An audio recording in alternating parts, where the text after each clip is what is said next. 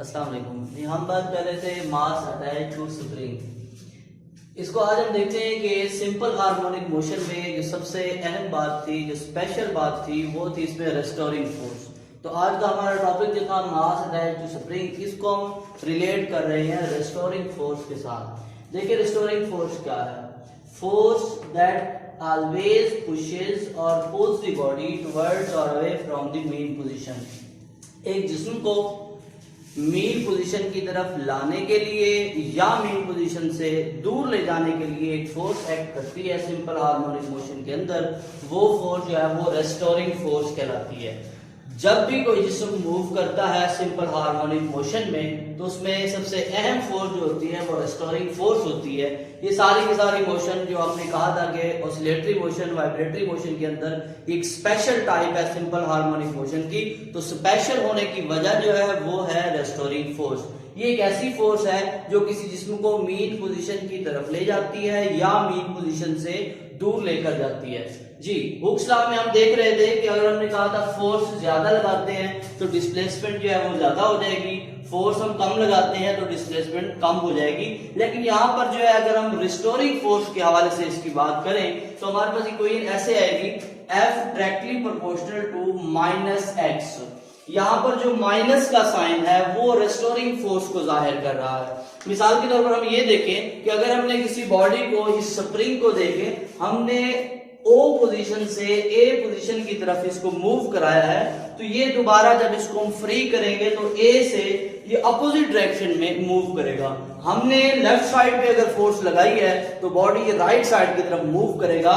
मतलब फोर्स के opposite direction में अगर बॉडी मूव कर रहा है तो उसकी रीजन जो है वो रेस्टोरिंग फोर्स होगी। तो हमारा हुक्स लॉ जो है F directly proportional to x, यानी कि फोर्स डिस्प्लेसमेंट जो डायरेक्टली प्रोपोर्शनल हो रही है वो इक्वेशन कुछ ऐसे बनेगी, F proportion to minus x। यहाँ पर जो माइनस का साइन है वो रेस्टोरिंग फोर्स की वजह से है कि बॉडी जो है फोर्स के अपोजिट डायरेक्शन में मूव करेगा। तो इस हिसाब से हमारी जो इक्वेशन है F is equal to kx, वो बन जाएगी F is equal to minus kx।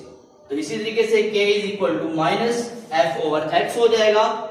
तो फाइनली हम यहां पर आ जाते हैं जहां पर हमने फोर्स की वैल्यू पुट की थी F is equal to ma। तो यहां हमारे पास जो एक्सेलरेशन डिस्प्लेसमेंट के डायरेक्टली प्रोपोर्शनल आ रहा था वो एक्सेलरेशन माइनस x के डायरेक्टली प्रोपोर्शनल आएगा। यहां पर भी माइनस का साइन जो है वो रेस्टोरिंग फोर्स को जाहिर करता है कि रेस्टोरिंग फोर्स एक ऐसी फोर्स है जो बॉडी को मीन पोजीशन की तरफ भी लाती है और मीन पोजीशन से दूर भी ले जाती है। यहाँ पर देखिए मीन पोजीशन पर बॉडी मौजूद है, यहाँ पर कोई फोर्स एक्ट नहीं कर रही, हमने बॉडी पर नेट फोर्स लगाई, इसको पोजीशन ए पर ले गए हैं। पोजीशन ए से बॉडी जो है ओ की जानिब मूव कर रही थी, कौन सी वजह थी? Restoring force.